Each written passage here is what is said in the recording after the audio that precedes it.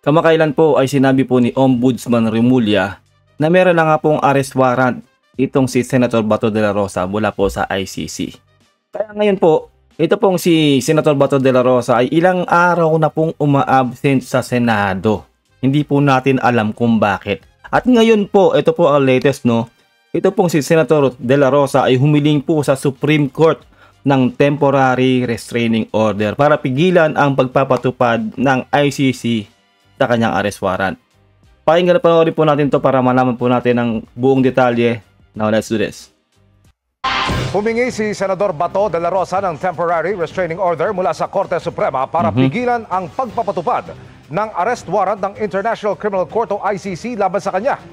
Hiniling din niyang utusan ng ombudsman na isumite ang ibinunyag nitong arrest warrant. Nakatutok si Sandra Aguinaldo. Grabe, no, ang daming demand, no? Dati kasi 'di ba, bring it on, 'di ba? 'Yan ang sabi niya eh. Pero ngayon ito po, no, talaga pong humihingi siya ng TRO para po mapigilan po ang kanyang arrest warrant mula po sa ICC. Hindi ba nagpakita sa Senado ngayong araw, nag-post naman ng mga larawan sa kanyang social media account si Senador Bato de la Rosa. Kuha ang mga larawan sa Cebu, kung saan makikitang may hawak siyang imahen ng Santo Niño. Ito po tayo no, kapag po talaga may ganito na pong kaganapan, no, alam na po natin yan. Either naka-wheelchair o merong neck brace, ay nagiging reliyoso na po sila. At alam mo, no? Nagpapakita na po siya dito ng kanyang larawan na meron po siyang hawak na Santo Niño. Ito na po talaga ating pinakahihintay. Mga larawan sa Cebu, kung saan makikitang may hawak siyang imahen ng Santo Niño. At may larawan din kasama si Father Crescentiano Ubod ng Compostela Parish Church sa Compostela, Cebu. Hindi malinaw kung kailan kuha ang mga larawan. Pero sabi niya sa caption, sa panahong ito raw, kailangan humingi ng gabay sa kanyang spiritual advisor. Aray ko, eto na po tayo, no? Nanghihingi na po ng gabay sa kanyang spiritual advisor. Pero di ba po, nung sila po ang talagang namamayagpag nung panahon po ni Digong, ay talagang walang patumanggalang pagkanilang war on drugs na ang dami po talagang inosenteng na damay doon na walang mga buhay at mga nakulong na inosente. No, libo-libo po o talaga pong kailangan po ng hustisya sa nangyari pong yun. Correct me if I'm wrong, 6,000 plus po ang nawalang buhay nung panahon po ng war on drugs. Correct me if I'm wrong po kung nagkakamali po ako.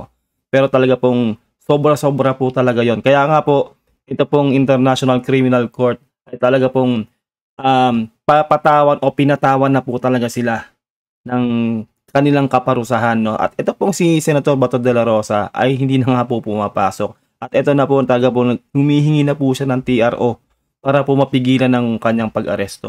Sa gitna ito ng sinasabing warrant of arrest laban sa kanya ng International Criminal Court o ICC.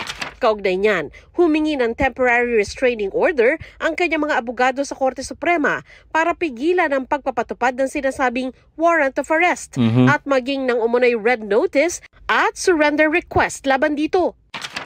Sa isang very urgent manifestation na isinampa kahapon, hiniling din ng mga abogado sa Supreme Court na pagsumitihin sa loob ng 72 hours ang Department of Justice at Department of Foreign Affairs ng sinumpaang written certification na magko-confirm or deny sa nasabing warrant o kaya'y note verbal o anumang komunikasyon kaugnay nito. Ang po talaga dito, matinding bagay po talaga dito. Meron na po talaga siyang arrest warrant mula sa ICC. Yun po yun. Kaya nga po, isipin niyo, kung wala talaga yan, hindi po siya liliban sa Senado. At hindi po siya pupunta doon sa Cebu para humingi po ng doon sa isang pare. No, at talaga pong nakita na po natin dito na talaga pong parang naging reliyoso siya bigla. Ibig sabihin lang po noon ay alam niya na po ang kahinatnan niya. Dahil alam na din po natin kung ano pong nangyari rin sa ex-president Digong noon nandun na po sa ICC. At ayun nga po, di ba, noon, lagi nilang sinasabi noon, bring it on. At talagang sabi niya nga, gusto niya nga raw maalagaan daw si ex-president Digong noon. Kaya ito na po, no? Sana naman ay wag na siyang kumanlong, no, sa Senado dahil yun po ang balak po talaga niya. Sinabi niya na po yan noon, no, na talaga pong kakanlong siya sa Senado para hindi siya hulihin. Dahil sabi nga po, bawal daw hulihin ang sinumang senador na nandoon po sa loob po ng Senado. Ganun po ang gagawin niya. At dami pa po niyang ginagawa, pati itong TRO sa Supreme Court para po mapigilan po talaga ang kanyang pag-aresto sa ICC. Nais din nilang pigilan ng kataas-taasang hukuman ang pakikipag-ugnayan ng mga ito sa ICC sa pamamagitan ng diplomatic o law enforcement channels. Binanggit nila ang pahayag ni Ombudsman Jesus Crispin Remulla sa radio program nito na meron ng warrant of arrest laban kay De La Rosa. Yun na nga, meron na talaga. Meron ng kopya dito si Ombudsman Remulla. Kaya, kumbaga, wala ka na magagawa kundi sumurrender kapag inihain na ng ICC ang iyong arrest warrant. At ito po, no, panoorin po natin to kasi po grabe po to yung mga sinabi niya, no, bring it on talaga. Ito po talaga para po matrubak po tayo sa sinabi niya noong in-interview po siya, no. Senator Bato de la Rosa, handa akong harapin ang ICC, bring it on. Ito po yon yung March 11, 2025, courtesy of applicante. Ikaw ba, Senator, hindi ka nangangamba dun sa pagpasok ng ICC sa bansa natin? Hindi ka ba natatakot? Hindi ako natatakot. Bring it on. Di ba? Hindi daw siya natatakot at sabi niya, bring it on. Ibig sabihin nun, sige, pasok, sige. Hulihin niyo ako o gawan niyo ako ng kaso. Di ba? Hindi daw siya natatakot. Pero bakit po ngayon? Di ba po? Talaga pong gumagawa siya ng lahat ng paraan para hindi siya maaresto ng ICC. Like yung TRO at kung ano-ano pa na kakalong nga siya sa Senado. No? Diretso natin to. Senator, to this day, Bring it on. wala po kayo natatanggap na invitation natin? Wala. Because last time we spoke to you, sabi niyo po, ay yung tanggapin yung tawag.